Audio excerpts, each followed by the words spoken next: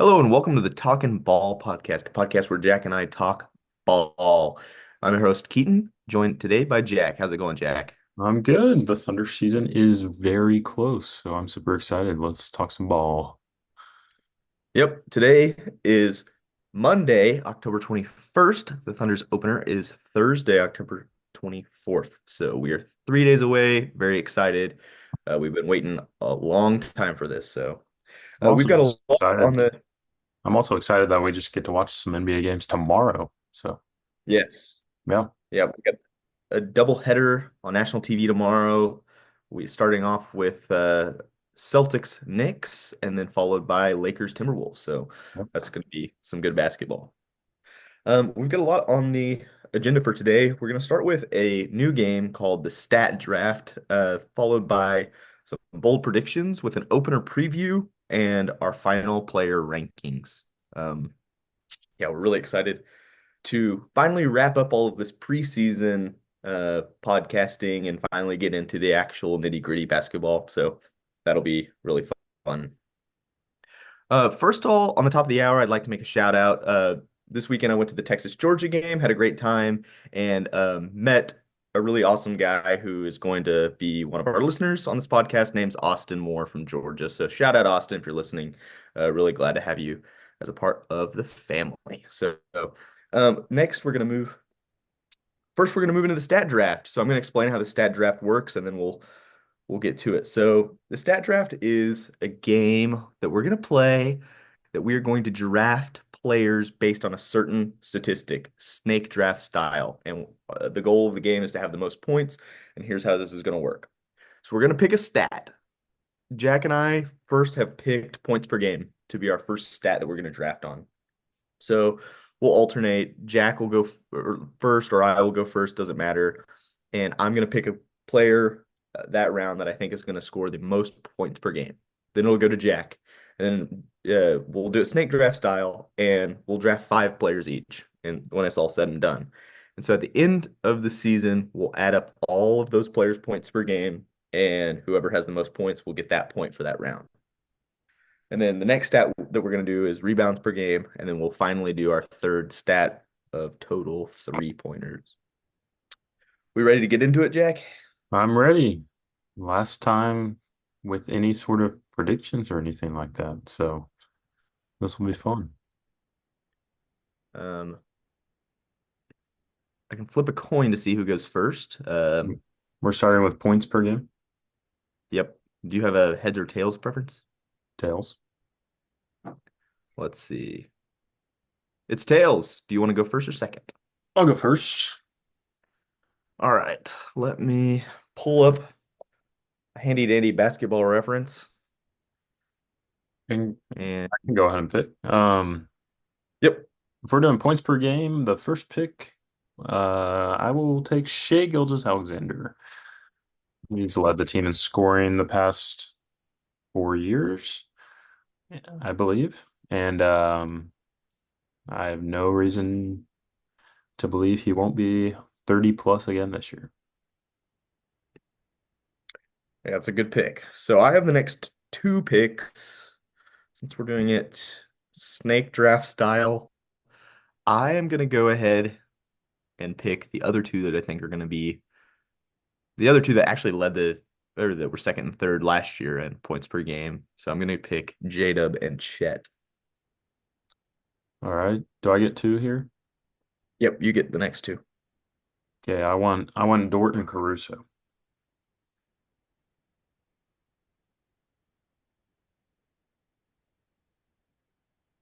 We each get five total, right? Yes, we each get five total. Okay. Next, I'll go with Isaiah Joe and I'll take Wiggins. Okay. And this will be my last two. Yep, this will be your last two. Isaiah Hartenstein and Cason Wallace.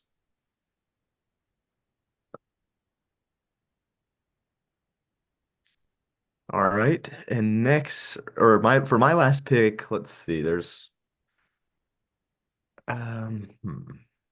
This one's a little bit trickier, that 10th man here. I Give think me it's one gonna second. be Henrich or J Will, maybe.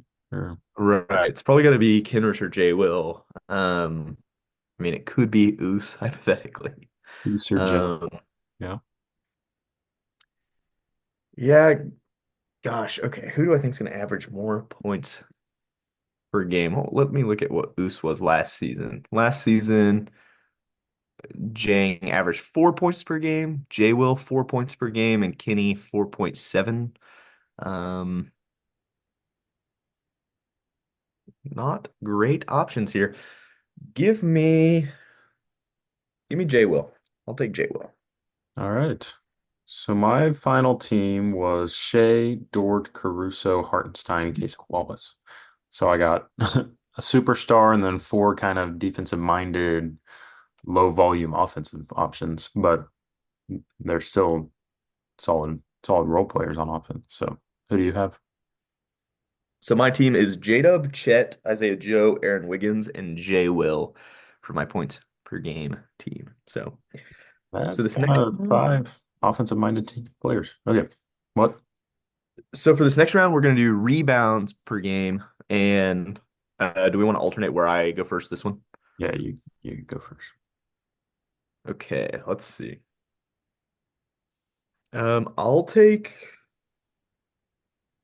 I'll take iHeart for my first pick. Okay. Um, I'll take Chet and mm, one second. I'm looking up Alex Caruso rebound numbers last year real quick. Okay. I'll take Chet and Shea. Yeah, it's a good pick. Okay, I will take what was Caruso's rebounds Uh, last season? it was 3.8. Okay, I'll take J-Dub and uh, I'll take J-Dub and Dort. Okay. I will take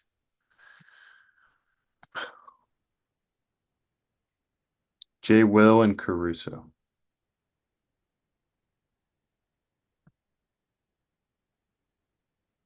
Hey, I will take You get two more. yeah, I'll take Wallace and Wiggins. Yeah. And I was hoping he'd fall to me, but I'm taking Dylan Jones. Oh, that's a good shout. Yeah, that'll If be he's good. gonna do anything, he's gonna average some rebounds per game, I think. Yeah, I would agree with that. That's a great pick. Uh, Okay. so I For guess our the one like solid rotation guy that didn't get picked there was Isaiah Joe. But right. So for our final stat that we're gonna do for this stat draft, we're gonna do total three-pointers made. So Jack, you can get to go first for this one. okay. I think before when we did our predictions for stats, I I guessed that Caruso was gonna lead the team in three-pointers made. But Yeah. if I could go back and change that, I would. After the preseason, I'm kind of buying into the fact that J-Dub's gonna shoot a lot more. Now I don't think he's gonna shoot as many three-pointers per 36 minutes as he was in the preseason, but I think he is gonna get increased volume. So with that, I'm gonna take J-Dub first. I like it. I'm gonna pick I'm gonna pick Isaiah Joe. Like Joe has been shooting at a very high volume in the preseason, and he was second on the team last year, so I think that he's gonna get up a lot of threes. Um, I'll also take Dort. Yep, he led the team last year. I'm gonna take Caruso and Chet. Caruso was around the Dort range last year with the Bulls, and then Chet also, he was third last year, and he was shooting an increased volume in the preseason, I believe. Um, and I think he'll shoot more than he did last year. So And I really like that this player fell to me. Shea has been looking so much more confident from three. I think he's going to make more threes this season than he did last season. He made 95 last season. So I think I'm going to pick Shea and give me Wallace. okay, um, I don't have a lot of options here, so I'm not really buying into the Hartenstein three pointers enough to pick him here. I think he'll get some up, but who knows? I think I'm gonna play safe with Wiggins and I'm between Kenrich and Jay Will. I'm gonna take I'm gonna take Jay Will because he said that's a thing he tried to get better at this offseason, just getting him off faster. Plus, he's on the active roster to start the season, and Kenrich is not. So I think he'll be healthier sooner. Yeah. Um, gosh, this 10th pick is always kind of tough. It's like pick your poison a little bit. Yeah, The you. stats say to go with Kenny. Um, and I'll listen to the stats. I'll go Kenny. All right. It was either that or Oos or a rookie or Hartenstein. Yeah. Right. Um, yeah. Injury wouldn't be on your side picking Hartenstein though. So that's the stat draft. We'll see how we do after the season. That was a good idea. So whichever one of us wins two of the three categories when we add up our totals will be the winner of that. Um, so it'll be interesting. I know a lot of things will be different stat wise just because of different players and different roles and play styles and stuff like that. So um, now kind of moving into our final season predictions slash preview segment. We're gonna end it off with bold predictions. Now with the Thunder, it's a little hard to be bold when making predictions because they're to the point where they're getting a lot of national predictions as like a title favorite, and people are throwing out crazy amounts of win totals for them, and like Shea's an MVP favorite, and so it's like, well, how can you be bold when talking about that? Like it wouldn't even be bold to say they're going to win the championship because they're second in odds. So it's like, so when I was making these bold predictions, I was thinking about it. I'm like, do I just say they're going to be like bad? Is that how you make it bold? But I wanted to be positive with my bold predictions. So instead of that, these are just like kind of outlandish almost. Like I don't actually think many of these are going to happen if any of them do. Um, but I can talk myself into it maybe. So we're each going to say our bold predictions. I think we came up with five, and then I might throw in a couple bonus ones at the end that I also thought of. But let's say after one of us says it, the other one says on they grade each other's prediction on a scale 1 to 10, say how bold it is, and on a scale 1 to 10, how likely it is. Okay. Okay. So do you want to give me your first bold prediction? Yes. So my first bold prediction is that Case and Wallace will be on an all defensive team. Whoa. He's got a few teammates to beat out there. Do we, how much do we have to believe these since these are like super bold? Um, just you don't have to be actually believe them, but maybe you can like see a world where it might be possible. Okay, I can see a world where that could be possible. like in the preseason, I think he's shown a jump in athleticism and defense. Like in one of the games, he had 5 steals or something. So I'm in my world where this is possible, he is doing that night in, night out. Yeah. Okay. On a scale of 1 to 10, I believe that is a 8 on the bold scale and a 2.5 on the realistic scale. Because he is a very good defender. It's just there's a lot of really good defenders and only 10 spots to go around. And nationally, I don't even know if people would say he's top 5 on his team, Mhm. even though he's one of the one of the better perimeter defenders we have. But I like it. That would be awesome. Okay, mine first one's kind of similar. I said the Thunder will have 3 players on all defensive teams. Wow.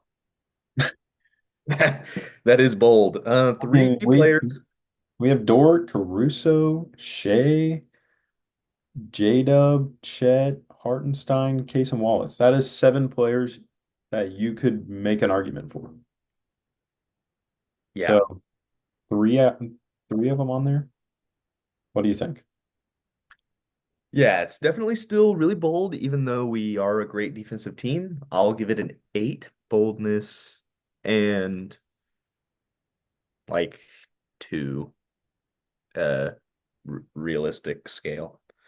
Okay, what's your next one? So this next one actually comes to me from my girlfriend Sydney. She gave me the Thunder will reach the NBA Finals by either sweeping or gentlemen sweeping all 3 Western Conference series. Wow. Okay, so no more than 3 losses in the Right. Western Conference. I think that is a 9 on the bold scale. I would love if that happened, but like I would say making the finals would be a 5. Right. So, um, and then realistic, I'm gonna go with a zero point 0.5 out of 10. I appreciate Sydney's boldness there, though. Oh yeah. And I have mine in order like should be getting bolder in my opinion. That's second on. Oh, That wow. yeah, that's the second most mild of all of these. Wow. Okay. This next one for me might be my boldest. Okay. Well, it definitely is. Okay. The Thunder will be top 3 all time for threes per game in a season, which would be 16.49 or more. They made 13.3 last year, so that's an increase of a little over 3 per game. And we don't stop there. And steals per game in a season. They, which would mean they would need 12.04 or more. Um, and they had 8.5 last year. So 3.5 Wow. more. Um, so they would be top 3 all time um for as a team for threes per game in a season and steals per game in a season. Both of them. That is bold. Um yeah, that is the name of the segment right there. I'm gonna give it a 10 on the boldness, and I'm gonna say it has a zero point 0.5 likelihood of happening.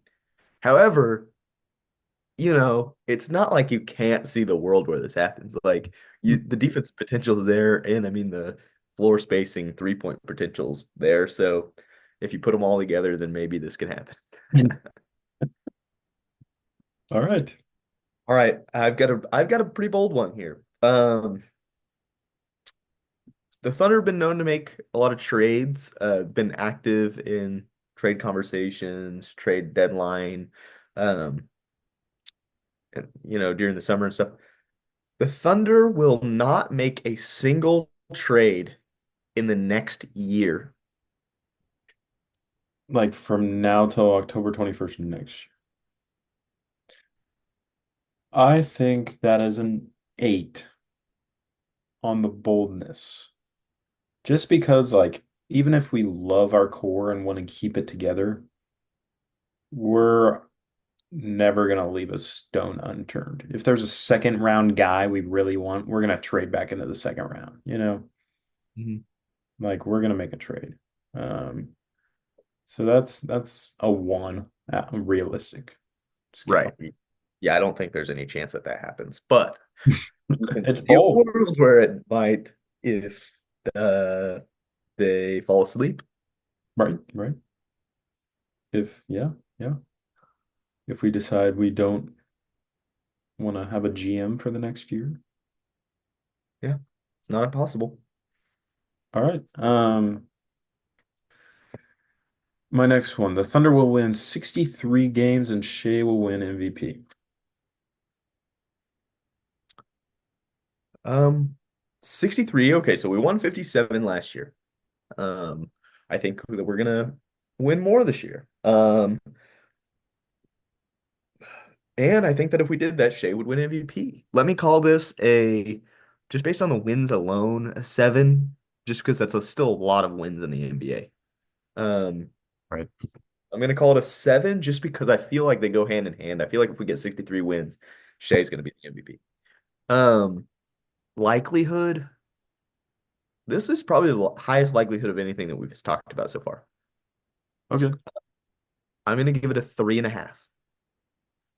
Here's another question. What would the win total in that need to be for you to say 10 on boldness? 10 on the boldness. Um,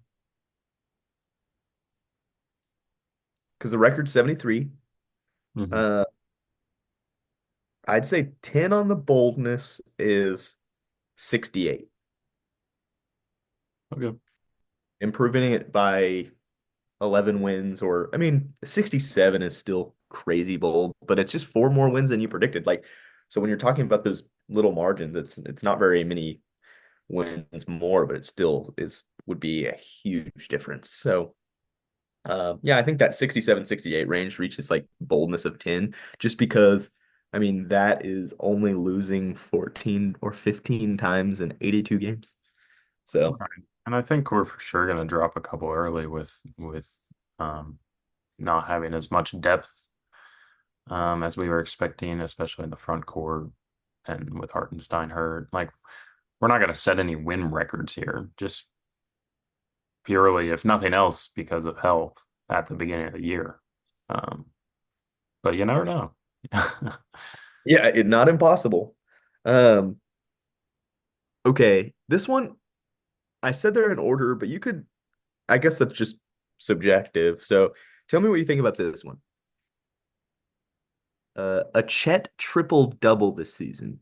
Um, he the only reason that this is not like the only reason that makes this bold is because he's not really an assist guy, but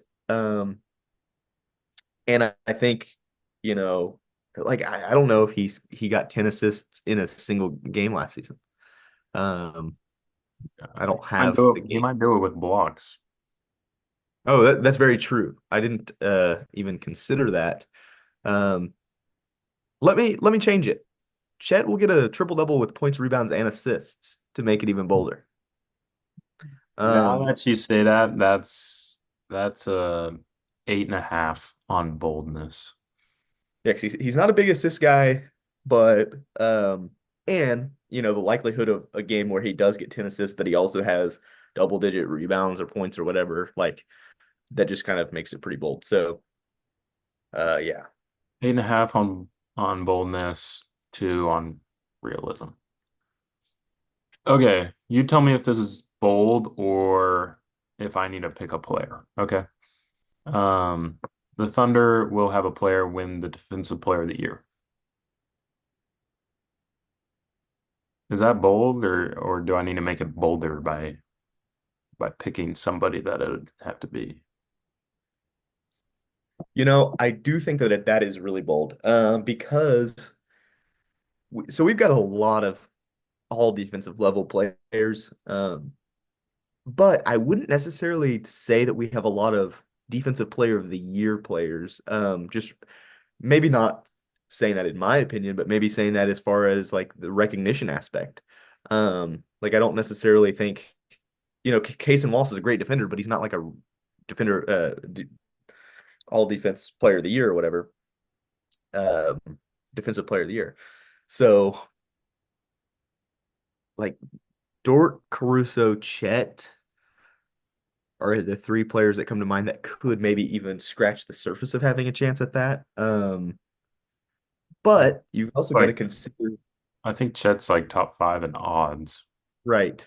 Like, yeah, because I think Chet on FanDuel or whatever screenshot that I saw on FanDuel, he was like second, which was crazy.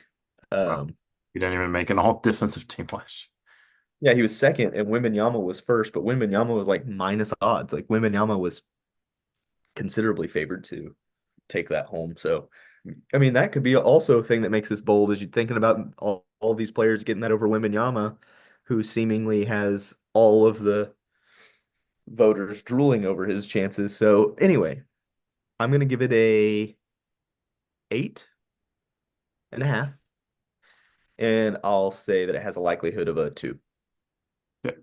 maybe even a 1.5. Yeah, because I mean that would still be crazy, awesome, bold. Now for my boldest take of the night. Yeah. All right. AJ Mitchell, Oh, yeah. 10 plus points in an NBA Finals game. Oh, wow. That's about as bold as it can get. We would have to either something bad or good would have had to happen. This means either everyone's injured and somehow we're still in the finals, or he's just amazing. But either way, this is a 10 out of 10 on the boldness and probably a 0 on the likelihood. I'll point 2 on the likelihood. Yeah, never say never. Okay, wow. That was good. Okay. My next one, the Thunder will be top 2 in offensive and defensive rating. They were first in offense, or they were first in offense last year Yeah, and like fourth in defense, I think. and third in defense. Third in defense. Um, is that bold enough, or do I need to say they're going to be first in both? Um, you might need to say that they're going to be first in both. All right, first in both. I think top two is still bold, obviously. Like that's still a bold take. Like we're talking maybe like a 6.5. But number one in both offense and defense, that warrants an 8. Um, Yeah, because I think there's been like one team to do that in the past 25 years at least, or something. I think it was like the KD Warriors, but yeah, which is insane. But like at the same time, it's like if any team could do it, you could see realistically a world where it's this team led by Mark Daigneault. Like he, I might actually believe that they would if the Celtics weren't so good also. So, yeah, and likelihood, I'll give it a 2.5. okay. You want my two bonus bold predictions? Here are two bonus bold predictions. All right. Number one of the bonus. The Thunder will have three All-Stars. Very bold. Like Very I'm gonna bold. go It's a very tough 9. Western Conference. Tough Western Conference. And what did you say? 9.5? 9.5. Yeah. That's fair. That's fair. And then on this one, you tell me same thing if I need to pick a player to make it bold enough, okay? The Thunder will have the player to lead the league in 3-point percentage. Yeah, pick a player. J-Dub will lead the league in 3-point percentage. He was ninth last year. I like it, and I'm gonna go with a 7 on that one. 7. Okay. Yeah, I think that's bold, but him being in the top 10 last year, it's not like insanely hot. Right. And he's going to take a lot more of them, I think. So that might take a dip in his percentage, but we'll see. Uh, Gosh, that would be so awesome too. all right. That was our bold predictions. Probably none of them will happen, but it's still fun to talk about the what ifs. And we'll check back in to see if any of them happen or if we were even close. Um, Real quick, yeah. I want each of us to pick a bold prediction of ours that we would like to happen the most. Okay. Um, I think if any of mine happen, we're like the best team in the league by far. Because like if we have any of these crazy like award situations or like records, that means we're like probably one of the best teams ever. So you really can't go wrong. But I think if we're top three in all time in threes per game in a season and steals per game in a season, that probably means we're the best team ever. So I'm gonna go with that one. Yeah, that'd be crazy. And I'm gonna take AJ Mitchell 10 points in an NBA Finals game. Um, you know, number one, because that means AJ Mitchell's doing great, but number two, I mean, We're in the we're in finals. the NBA Finals and playing our 15th man. Yeah. So hopefully that comes true. I think they all will. All right. We'll briefly talk now about our season opener because this is our last podcast before the Thunder are playing a regular season game Thursday night. So we're playing the Denver Nuggets on national television Thursday night, on the road. And the main storyline is like who's going to be healthy for the Thunder in as especially in the front court. Especially because we're going against Jokic, who is the one guy you would like to have depth on the front court against. Now, Hartenstein is obviously not going to be playing. He's out 5 to 6 weeks with that broken hand. Um, but the questions are, is J-Dub going to be playing after he sprained his ankle last Thursday? Um, every sign we've every bit of news we've gotten has made it seem like it's not anything major. But it still wouldn't surprise me if we don't rush him back for the opener. As far as Jay Will and Kinrich, who missed all of the preseason, um, hopefully one or both of them will be back just to have another big body. The Thunder or all the NBA teams released like their active rosters today. And J Will was on that, as well as J Dub, which is a good sign. But the three guys listed as inactive were Topic, Hartenstein, and Kinrich. So it sounds like Kinrich may take some more time to get back, while J Will and J Dub may be ready sooner. So that's positive news for them coming back soon, I guess. Um, hopefully we have at least one of those guys to help Chet just get some rebounds and guard Jokic. But I think it'll be a fun game no matter what. I think the Nuggets are favored by a couple points, it being at their place and everything. Um, but overall, just excited to watch a meaningful Thunder basketball game. Excited to see what rotations look like and how we implement Caruso. And what are your first thoughts about that game? Yeah, just kind of like we talked about on the podcast where we discussed the Hartenstein injury. It's like this team that we're going to be watching on Thursday, let's say Jay Will is healthy. The only difference between that team and the team from last season is like a Giddy Caruso swap, pretty much. Like with players that are actually going to get minutes, and Kenny obviously being out. But it's not like the Hartenstein injury is going to make us into a bad team. We're not going to reach how good we could have been with him Thursday, especially. But I still think that we can put up a good fight and even win on Thursday. So, um, But like you said, I think you said this on one of the last podcasts. This first game of the season is one of the games that, we got Hartenstein for. Like to be able to help Chet with Jokic because, some of the matchups, Jokic's build was maybe a little too uh big for Chet in the paint. So Hartenstein uh could have really alleviated some of that pressure. So it'll be interesting, kind of like you said, if Jay Will's active, then thank goodness, because that'll take off some load too. But we're gonna have to see how the Thunder respond to that because that is kind of some early adversity um that they're gonna face. So, but besides that, like besides the big man depth talk, I think the story of this game is going to be depth in general.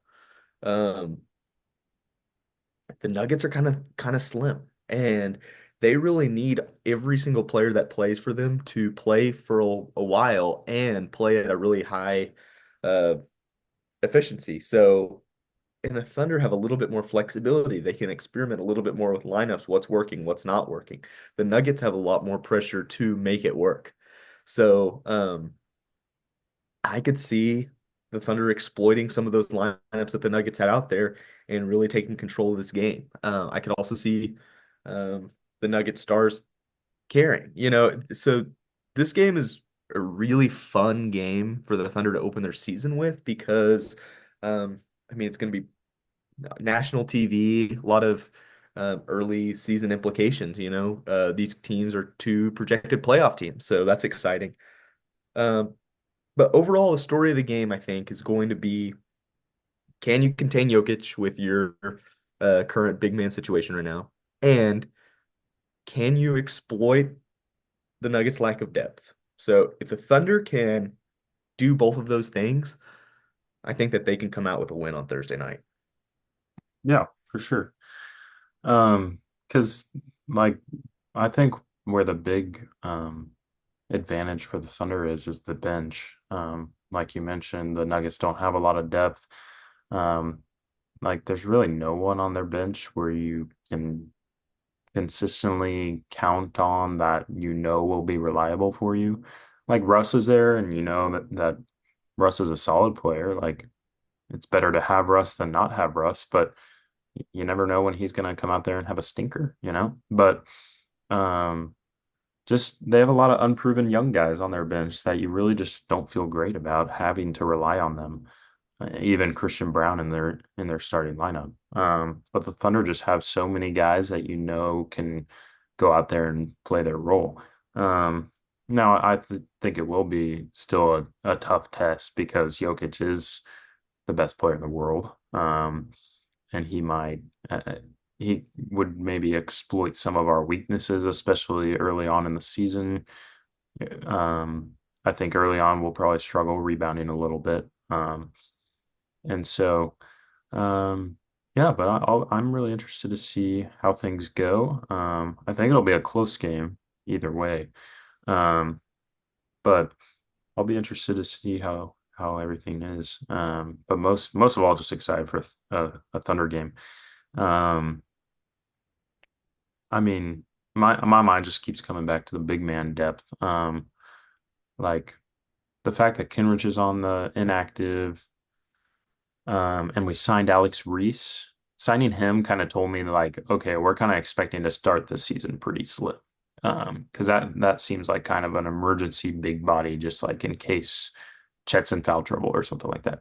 But that aside, I think no matter what, like we we're gonna let guys like Usman Jang and Dylan Jones kind of have an opportunity here on early, maybe even if everyone was healthy, because this is kind of the time to do it.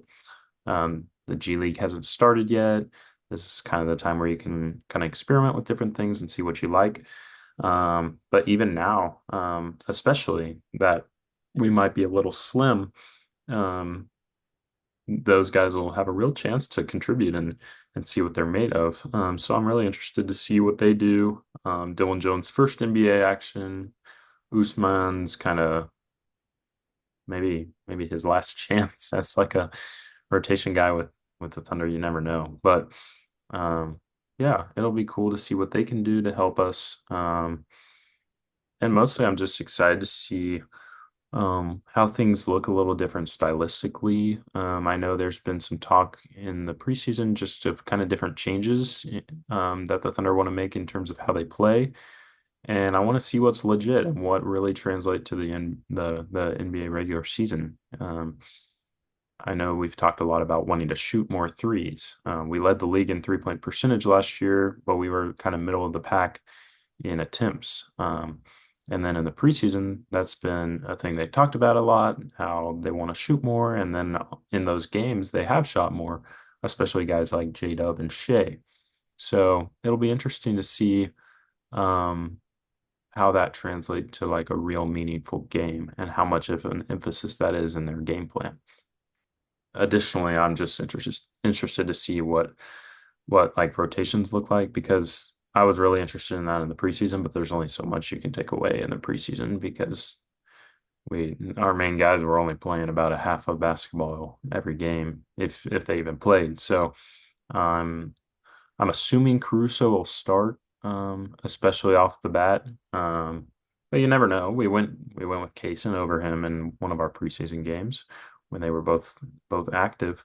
But um, I'll just be interested to see what different lineups we kind of want to get a look of and stuff like that. But this is two of the top contenders in the West going at it on national TV to start off their seasons. So this is a big deal, and I'm excited for it. So yeah, our first few games are going to be at Denver, at Chicago, and then home opener against the Hawks, and then we'll be home against the Spurs. So that'll be a fun stretch to start it off. I'll be interested to see how we do and how things look, but overall excited. Yeah, and we will have that post-game pod. It'll be live on Friday afternoon. I believe that we're planning on podcasting the afternoon after the game. And kind of same for the weekend. We'll probably pod early next week to summarize those, but we're just really excited in general to be talking about actual basketball games. Yeah, we're done predicting. We're done previewing. Yeah. So um, yeah, I'm excited that we can actually get this going and see what this team looks like and how they perform. Um, you have anything else on that game? No, I think, well, I guess yes. My last thought is whoever doesn't start, which I think Caruso is going to start, but him and Cason Wallace are going to be huge for our success I mean, all season really. But I think whoever doesn't start is going to be, one of the first people off the bench, obviously, but maybe the sixth man. So uh, just really excited to see the steps that Cason Wallace makes. It'll be really awesome. Also, the defensive versatility that we're gonna have. Like, obviously, I think we're gonna put our best perimeter defender on Jamal Murray, and then, you know, the next guy, do you put him on uh MPJ. Yeah. MPJ? Like, and is that one of the best perimeter defenders that have ever guarded MPJ? I don't really know that teams really have the flexibility like we do to put like a Dort or a Caruso on MPJ. So that'll be really exciting too. Right. Yeah. All right. Well, let's finish up today with our player rankings. I'm sharing my screen here. This is the last time we are doing this. So this is the last group of Thunder players of the past. If you haven't been here before, we rank each player on these five categories out of 10. Stats, impact on winning, personal opinion, longevity, and culture. So we give them a score out of 10 in each of those and then average them together to give them an average score out of 10. And then based on that score, we will have a complete list of all the Thunder players of all time from best to worst, based on those factors. So today we are ranking all the players who played for us in the Thunder's first season in Oklahoma City, 2008, 2009. That wasn't a very good year for the Thunder, but All these guys just played that 1 year for the Thunder because they all were done with the team after this season. Some of them might have been with the franchise before this season, but that was in Seattle. So these stats here don't include their time in Seattle. So that's why it just says all of them played 1 year because just 1 year in OKC. So we have quite a few guys today. Because I guess there was a lot of turnover after this season, because it wasn't a great one. But I think there's 11 guys here. Um, but the first guy here is Chucky Atkins. He played 19 games, 3.7 points per game, 1 rebound, 1.5 assists, half a steal, 29% from the field, and 25 from three. Um, I'll give him a 1.5 on stats. Impact on winning. Um, Sounds like he wasn't a very consistent player in the rotation. Now, none of these guys we remember playing for the Thunder. So these rankings are all just going to be based on the pure stats and what we've heard about these players. Um, but I'll go one on impact on winning. Personal opinion, don't really know much about him. I'll give him a 3.5. And culture, I'll give him a 3.5 as well. So he gets a 2.1 rating.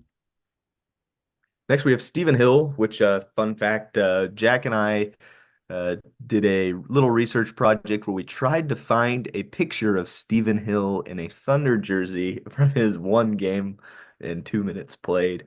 And Jack actually tracked one down after about 2 hours of looking. So shout out Stephen Hill. Yep. Funny. So in this research period, I found an article of Stephen Hill talking about his time with the Thunder, and he kind of joked that he tells his kids all the time that he's the most efficient player in NBA history because in 2 minutes played, he scored 2 points and had three rebounds. So he's 100%. 100%. pretty active in his 2 minutes. And those are his like two NBA minutes too. So that's not just his time with the Thunder. So Arkansas legend Stephen Hill. Okay, so for those stats, I'll give him a one. But the one is based on a lot of just hilarious efficiency. Um, oh gosh, I love that story. Impact on winning. Oh my gosh. Impact on winning. Stephen Hill, I'm gonna go 0.5. Yeah, that's fair. Personal opinion, 4. Stephen Hill, funny guy. And then culture in his 2 minutes, he was probably a good culture guy. Let's go 3. All right, next up is Malik Rose. Um, I believe he was a vet. 20 games with the Thunder, 15 and a half minutes, 5 points, 3.3 rebounds, 1.3 assists, half a steal, 38 from the field. Those aren't bad stats. I'll give him a 3. Um, and then impact on winning seems like he was a part of the rotation. It's just kind of tough because I know this team didn't win a whole lot, but I'll give him a 3 there as well. Personal opinion, I've heard some of him just because of his time with other teams mostly, but I'll give him a 3.5. And culture, I'm sure he brought a vet presence with experience, so I'll give him a 4. Next up, we got Joe Smith. I don't know anything about Joe Smith, but he Joe played. Smith is tied with Ish Smith, I believe, for most teams played for in a career. Wow. Yeah. That's a pretty cool fact. Must be something with the Smith name. So Joe Smith played in 36 games for the Thunder. He scored 6.6 points per game, 4.5 rebounds, uh, almost an assist and almost a block.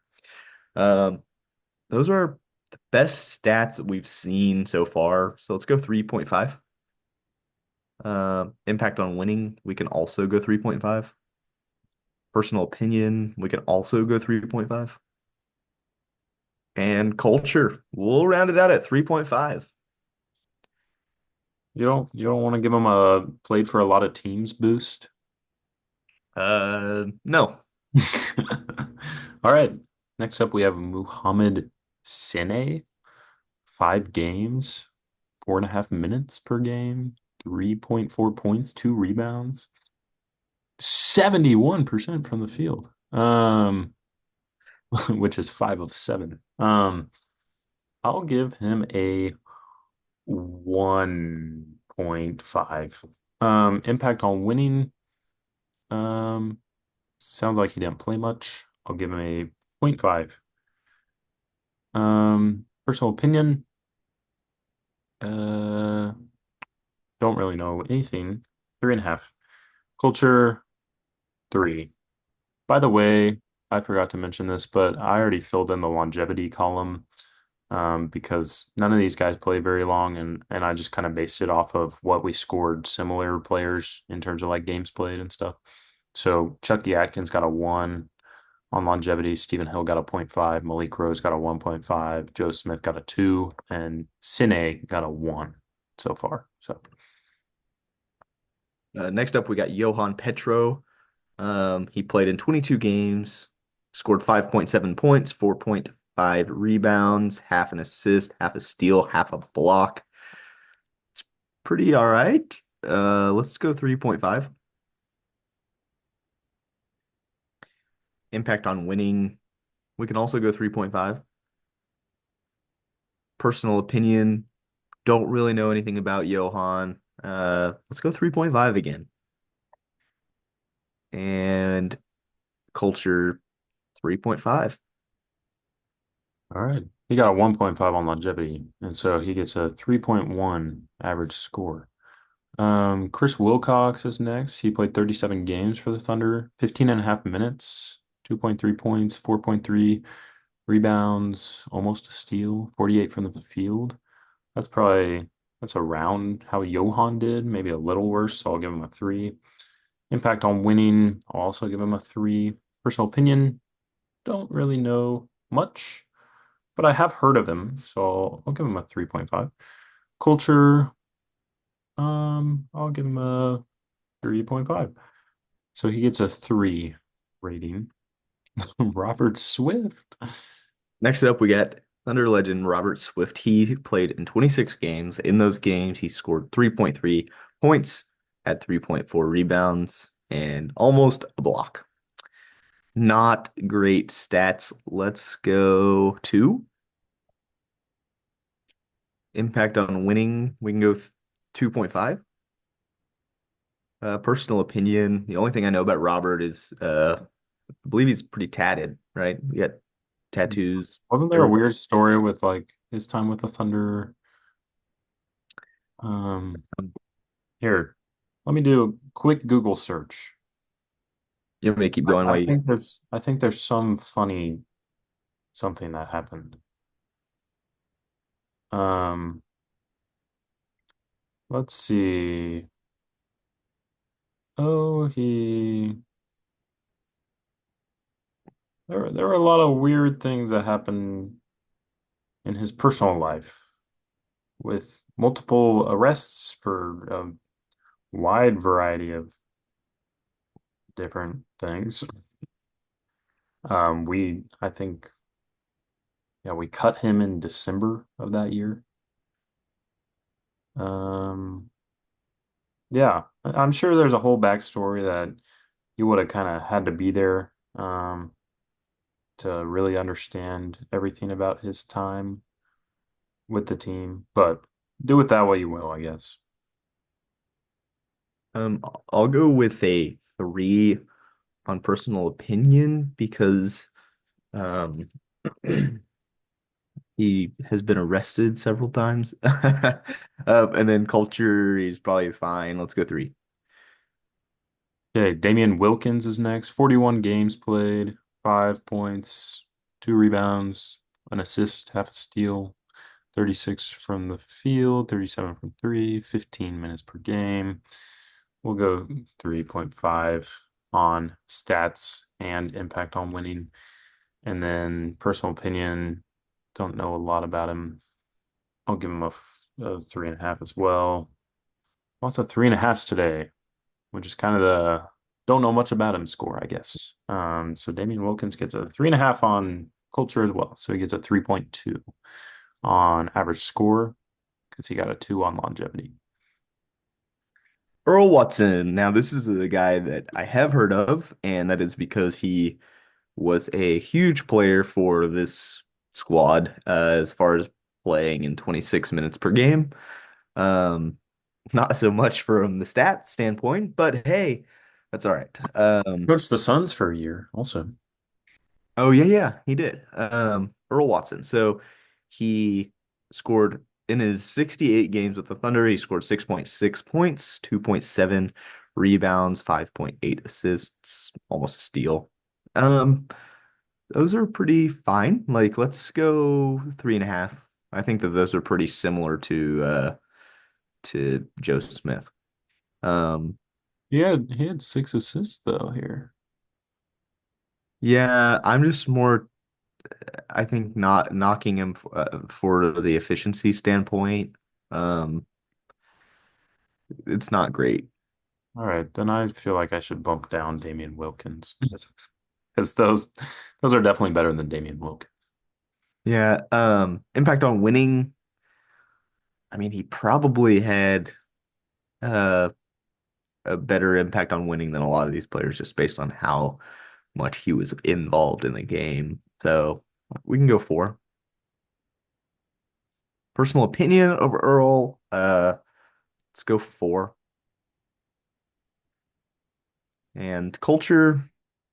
And he went on to be an NBA head coach, so he's got to be pretty good for the culture. So let's go 4. All right, he got a 2.5 on longevity, so he gets a 3.6 overall. Highest rated guy today. Yeah. Um, last guy of the whole Thunder history is Desmond Mason. He played 39 games, 27 minutes a game, 7.5 points, 4 rebounds, 1.2 assists, almost a block, 43 from the field. So, along with Earl Watson, he sounds like one of the most involved players. Um, I'll give him a 4.5 on stats. Impact on winning, I'm sure he impacted it as much as anyone did, other than probably Jeff Green and Kevin Durant that year. So I'll give him a 4.5. Personal opinion, I like Desmond Mason. Just he went to our college, Oklahoma State, and he was with the Supersonics for a really long time. Um, so us OSU people don't have a lot of guys to root for that went on to have good NBA careers. So I like Desmond. I'll give him a 5.5 on personal opinion. He gets a 2 on longevity. And then culture, I'm sure he was fine. And just sticking with the Sonics for a long time is respectable. So I'll give him a 5. So he gets a 4.3 average score. And another fun fact about Desmond Mason is he was the one that helped design the Red Dirt City Edition jerseys that we had a few years ago. That was him. So, Oh, I didn't know. yep, he's an artist now.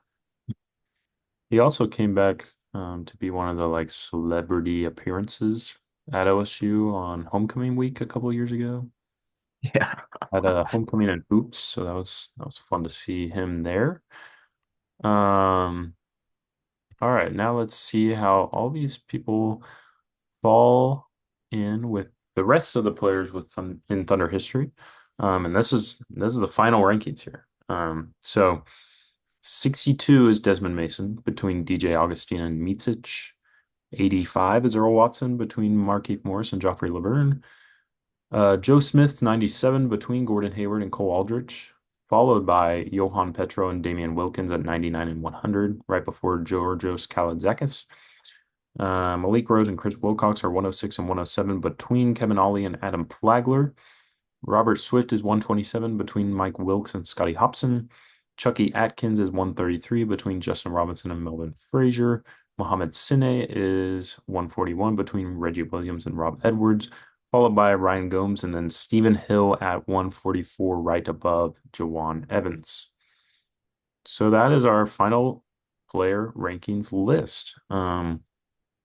We'll we'll discuss the list more next episode, I think. Just to kind of recap that as part of our episode just to talk about the list as a whole now that we've completed ranking um all the Thunder players of the past on these five factors. But I'll also tweet out the list just to hear your thoughts. I want to hear what you guys would think, what you would change about the list, and if you think that the players fell kind of where they deserve to. Because we wanted to kind of rank them not just based on what you would see on paper, but kind of the impact they had for the franchise and the city, um, and how long they were good, and all that's why we incorporated these five categories. So overall, I think the list turned out pretty good, and guys are ranked mostly where they should probably be ranked. But what are your first thoughts here? Well, it's exciting. We've been working on this list for 16 episodes now, so it's exciting to just kind of see the full list come together. So I'm excited to review everything. Once we get, once we've kind of gotten down to before, like the years before we watched the Thunder, it's so hard to rank all of those guys because we really don't have great personal opinions or perspectives on their culture impact. So, um, I think these past few episodes have been a little bit more challenging than the more recent guys, but I'm still really excited to have it all done. And, this will be something that we can update over time. So we really hope that you've liked this series because this is our longest ongoing series. So happy to have Yeah, it done. yeah, and like you said, maybe we'll check back in a year and update some of the guys' rankings for the people that are on the team now and add guys like Caruso and Hartenstein and our rookies and stuff. So, yeah, I'll tweet out that list later. And I really want to hear your guys' thoughts, and we'll talk about it more next time. So yeah, that does it for that. Well, we really appreciate you listening to episode 16. The next time we talk, we'll have a Thunder game in the books. So we're really excited for that. And go Thunder. Go Thunder, beat the Nugs. See you next time. Bye.